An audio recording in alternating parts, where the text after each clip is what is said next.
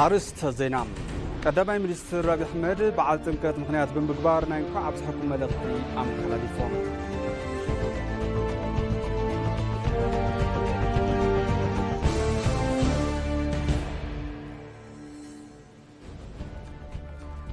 قال نبرتي كتما دي سببا بعد تمكت مخنيات بمبقبار ملغتي نكو عبس حكم أم خلاليفون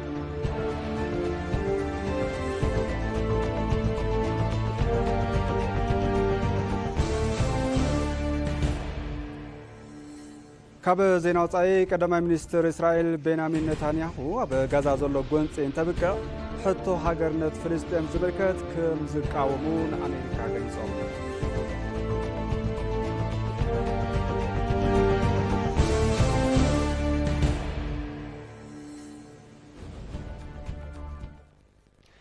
سلام طعنا بلاي كبرات ملكتنا ازي اي تي في تيغرنيا ايو እንኳዕ ንበዓለ ጥምቀት ብሰላም ኣብፅሕኩም ክንብል ንፈቱ ፈለማ ናብ ዜናታት ሓፀርቲ ዜናታት ክሓልፍ ባይቶ ወከልቲ ህዝቢ ንበዓል ጥምቀት ናይ እንኳዕ ኣብፅሕኩም መልእኽቲ ኣመሓላሊፉም እቲ ባይቶ ኣብ ዘመሓላለፎ መልእኽቲ በዓል ጥምቀት ኣብ ኩሉ ከባብታት ኢትዮጵያ ዝኽበር በዓል እዩ ሃይማኖታዊ ስነ ስርዓቱን ትውፊቱን ብምሕላው ንዘበናት እንዳተኸብረ ዝመፀ በዓል ከም ዝኾነ እውን ሓቢሩሎም ንምጥንኻር ማሕበራውን ቁጠባውን ዝምድና ኢትዮጵያውያን ወንታዊ ህንፀት ሃገርን ምዕባለ ዓውደ ቱሪዝምን ዘለዎ ረብሓ ኣዝዩ ልዑል ከም ዝኾነ ገሊጹም ስለዝኾነ እቲ በዓል ሃይማኖታዊ ስርዓቱን ትውፊቱን ብምሕላው ብድምቀት ንክኽበር ምግባር ንሰዓብቲ እምነት ጥራሕ ዘይኮነስ ንመላእ ኢትዮጵያውያን ዝወሃብ ሓላፍነት ኢሎም መግለፂ ሓድነት ሰላም ምድግጋፍን ምትሕሳብን ኮይኑ ንክበዓል ድማ ሰናይ ትምኒቱ ኣመሓላሊፉ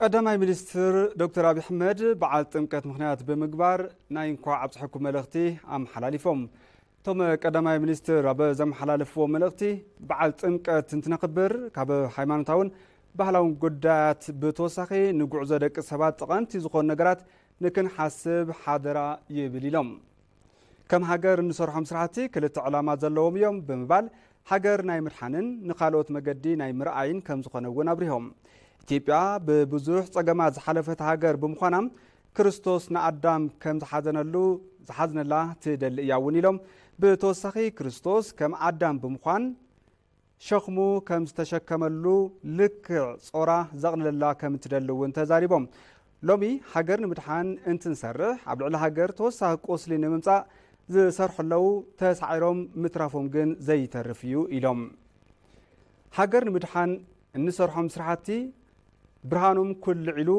لومي كيرأ يقلي زبالو تم قدامي مستر دحر ጥምቀት ንኩሉ ከም ዝተገለጸ ትንሳኤን ህዳሴን ኢትዮጵያውን ንኩሉ ግልጺ ዝኾነ ልእዋን ከመጽእ ክብሉ ኣብሪሆም ኣሎም ዝጀመርናዮም ትልምታት ልምዓት ዕላምኦም መገዲ ንምርኣይ እዩ ብምባል ስብራት እናጸገና ሃገር እናድሓና መገዲ እናኸፈትና ምጉዓዝና ክቕጽል እዩ ኢሎም እቲ ጅማሮ ትሑት እኳ እንተኾነ ፍጻምኡ ዓብዪ ስለ ዝኸውን ካብ ጥምቀት ዝተምሃርናዮ እዚ እዩ ክብሉ መልእኽቶም ኣመሓላሊፎም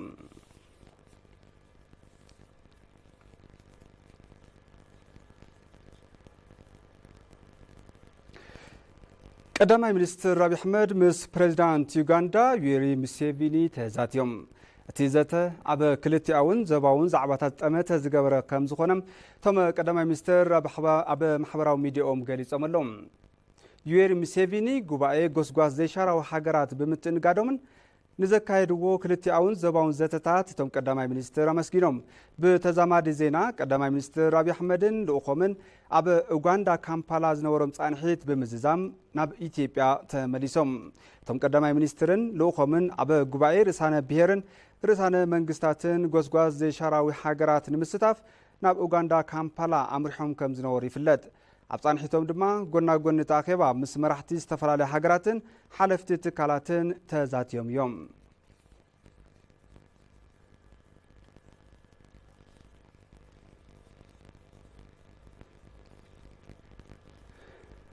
በዓል ጥምቀት ኣብ መላእ ኢትዮጵያ ብሰዓብቲ እምነት ኦርቶዶክስ ተዋህዶ ቤተ ክርስቲያን ብዝተፈላለዩ ሃይማኖታዊ ስነ ስርዓታት ብድምቀት ተኸቢሩ ኣብ ጃንሜዳ አዲስ አበባ ኣብ ዝተኸበረ በዓል ፓትርያርክ ኦርቶዶክስ ተዋህዶ ቤተ ክርስቲያን ኢትዮጵያ ብፁዕ ወቅዱስ አቡነ ማትያስ ሊቃነ ጳጳሳት አቦታት ሃይማኖት ምእመናን ዑደተኛታት ውሽጢ ዓድን ወፃእን ዝተፈላለዩ ክፋላት ሕብረተሰብን ተረኺቦም ሰሙነ ጥምቀት እግዚአብሔር ሓደ ውላዱ ብምሃብ ወዲ ሰብ ንምድሓን ዝገለጸሉ ሰሙን ብምዃን ብሰዓብቲ እምነት ብድምቀት ዝኽበር ከም ዝኾነ መራሕቲ እምነት ኦርቶዶክስ ተዋሕዶ ቤተ ክርስቲያን ይገልጹ።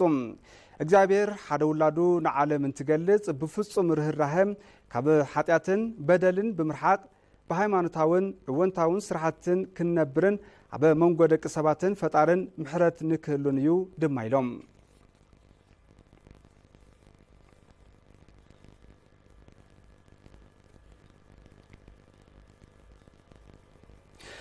በዓል ጥምቀት ኣብ ካቶሊካዊት ቤተ ክርስቲያን ኢትዮጵያ ተኸቢሩ። በዓል ጥምቀት ብሰዓብቲ እምነት ካቶሊካዊት ቤተ ክርስቲያን ኢትዮጵያ ብዝተፈላለዩ ሃይማኖታዊ ስነ ስርዓታት ተኸቢሩ። እቲ በዓል ኣብ ልደታ ማርያም ካቶሊካዊት ካቴድራል ቤተ ክርስቲያን ብቅዳሴ ዝማረን ጸሎትን እዩ ተኸቢሩ። ጥምቀት ትሕትና ዝተረኣየሉ ኃጢአት ዝተሰረየሉ ብርሃን መንፈስ ቅዱስ ዝተረኣየሉ በዓል ብምዃኑ ንኣምላኽ ብምምስጋን ብጸሎት ተኸቢሩ ዝውዕል እዩ።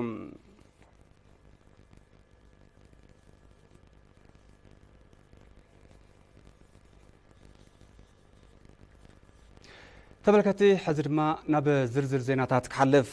ኢትዮጵያውያን ንፍቕሪ ንሰላም ንሓድነትን ንይቕሬታን ኣእምሮም ክኸፍቱ ይግባእ ክብሉ ፓትርያርክ ቤተ ክርስቲያን ኦርቶዶክስ ተዋሕዶ ኢትዮጵያ ብፁዕ አቡነ ማትያስ ጻውዒት ኣቕሪቦም።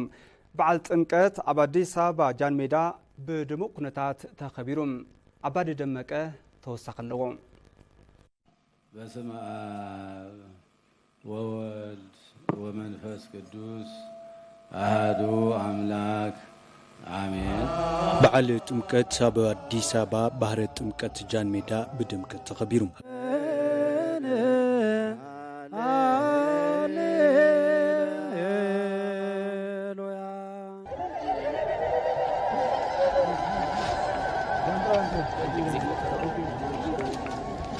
እቲ በዓል ፓትርያርክ ብፁዕ አቡነ ማትያስ ሓዊሱ ላዕለዎት መራሕቲ ቤተ ክርስቲያን ኦርቶዶክስ ተዋሕዶ ኢትዮጵያ ሓለፍቲ ስራሕ መንግስትን ብኣሽሓት ዝቑጸሩ ምእመናት ወምእመናን ተረኺቦም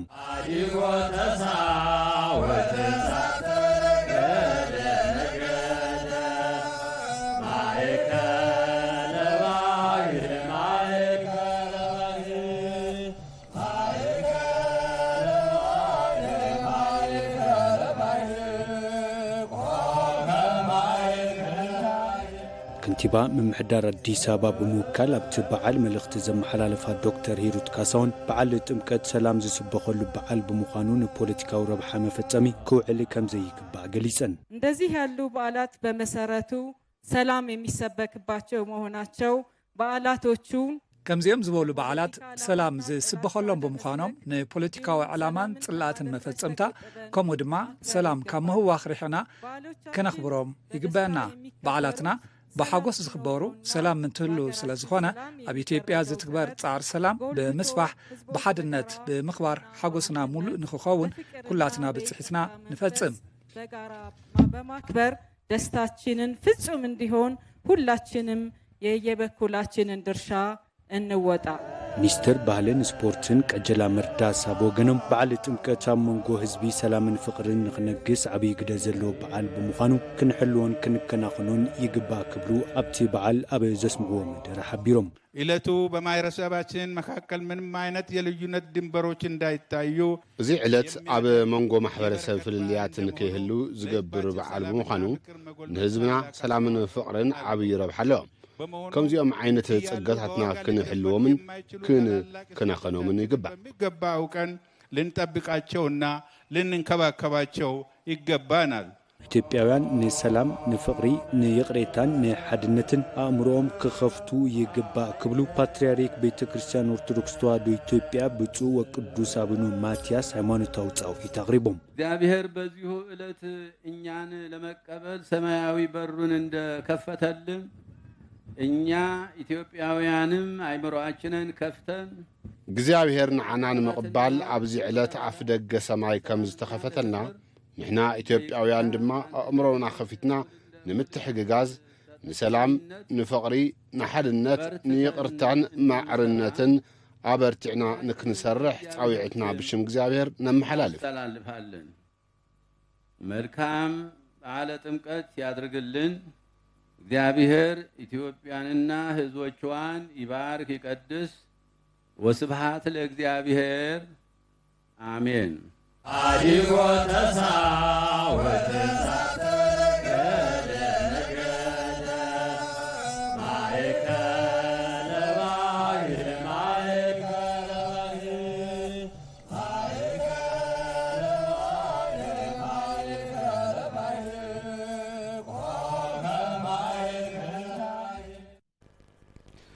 ሃይማኖታዊ አስተምህሮ በዓል ጥምቀት ትሕትና ሓድነትን ሰላምን ብምዃኑ ኣመንቲ ክርስትና ነቲ አስተምህሮ ተኸቲሎም ከኽብሩ ከም ዝግባእ ተገሊጾም። ኮሰም ብርሃኑ ንበዓል ጥምቀት ተመልኪቱ ምስ መምህር ሃይማኖት ጻንሒት ገይሩሎም ከም ስዕብ ተዋዲዱ ቀርብ እዩ።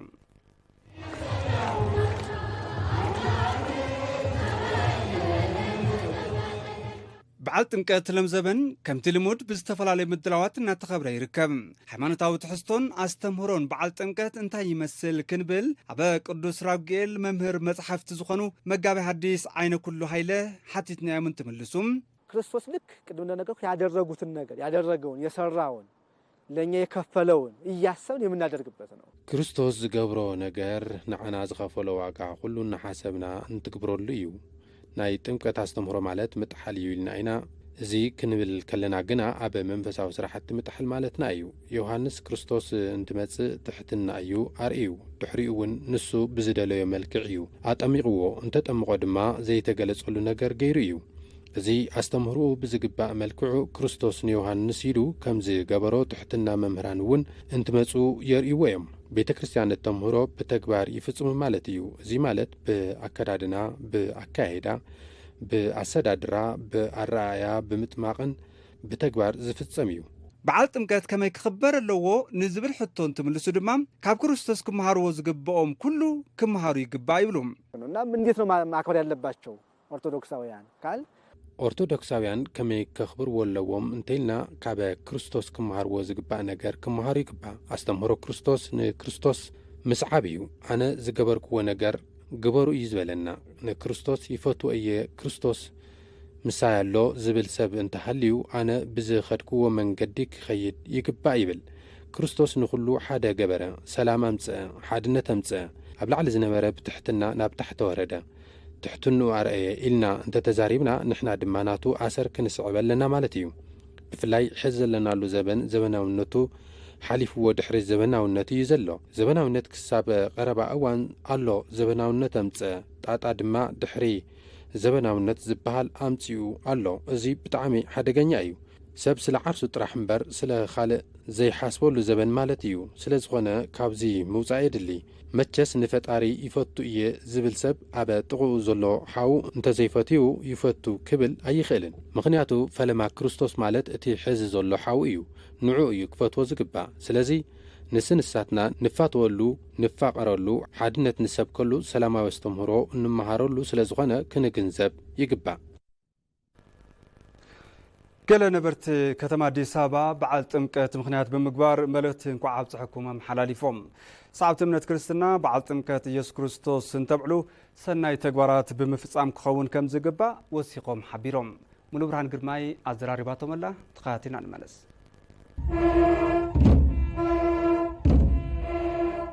በደ ዮሐንስ ተጠምቀ ኢየሱስ ናዝራዊ በደ ዮሐንስ ተጠምቀ ኢየሱስ ናዝራዊ ሰማያዊ ሰማያዊ ሰማያዊ ሰማያዊ ሰማያዊ ኢየሱስ ናዝራዊ ለመላው የኢትዮጵያ ንመላእ ሰዓብቲ እምነት ክርስትና ኢትዮጵያውያን እንኳዕ ንበዓል ጥምቀት ኣብጽሐኩም ኣብጽሐና ክብል ይፈቱ። ኣብዛብ ከተማ አዲስ አበባ ትርከቡ ስድራይ እንኳዕ ኣብጽሐኩም ክብለኩም ይፈቱ። ለመላው ኢትዮጵያ ንመላእ ኢትዮጵያውያን እንኳዕ ኣብጽሐኩም ሰናይ በዓል ይኹነልኩም። ኣብ መላእ ኢትዮጵያውያን ትርከቡ ወታደራት ኢትዮጵያ ሓለውቲ ኢትዮጵያ እንኳዕ ኣብጽሐኩም ምባል ይፈቱ። ለመላእ ለክርስቲያን ተኸተልቲ እንኳዕ ኣብጽሐኩም ንበዓል ጥምቀት إلى منيته يقلت بدا يوحنس تمك يسوس نازراوي بدا يوحنس تمك يسوس نازراوي سماياوي سماياوي سماياوي سماياوي سماياوي يسوس نازراوي كل حزب إثيوبيا بدك يكون أبوشت يعوض عايز نبر نقع بسلام أبصحكم أبصحنا يبل مالت نوعل طمقات نقع أبصحكم نملا سعبتي منت كريستنا إثيوبياويان انكو عبصحكم أبصحنا وسن هاجر إن حلوكم تركبوا وتادرات انكو عبصحكم كبلي فتم بدا يوحنس تمك يسوس نازراوي بدا يوحنس تمك يسوس نازراوي سماياوي سماياوي سماياوي سماياوي سماياوي يسوس نازراوي كبرات ملكتي حزر ما نب زينة وتقصقرم قدما منستر إسرائيل بنيامين نتانياهو بغازا زلو غونصي انت بقى حتى حاجرنت فلسطين زملكت كم زقاومو نامريكا غليصوم ابا لعل غازا زفصوم زلو متقعتታት كم زقصلون انتم قدما منستر ابا زهبو غازيطاو مغلص افليطوم كساب نسعر نحماس كساب نطفا اسرائيلاويان اسرات كساب نفتح اتم متقعتي زقصليو عوارح كوسرون كم زقليهم تزاريبهم أبا كينات غازا 25,000 فلسطينيين انتقتلوا 85 نبرتي غازا دمام كاب مربتهم تمزابيلهم يوم قدما منستر بنيامين نتانياهو بشنخ معراب بحر يوردانوس زلو كبابي إسرائيل كتقواصرو علوا زبل امنت علوهم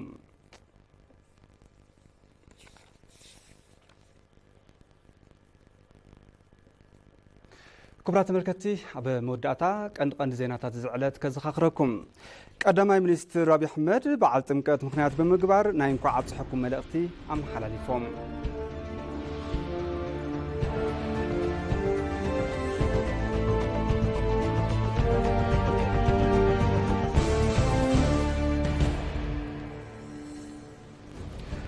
قال نبرتي كتما دي سببا بعد تمكات مخنيات بمقبار ملأختنكو عبصحكم أم حلاليفهم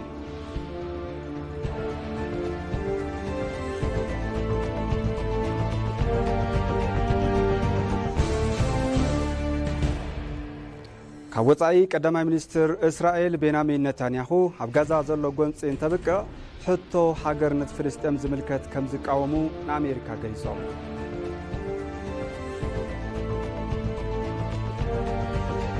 باركس تملكتي نسعاد حزنين زيناتات أبزي زازبنا لنا سلام كتالكم عزينا نمسكن زيناتات بممراح مساخم صنعكو أنا إبراهيم فسحية دقيمنا سنة بعد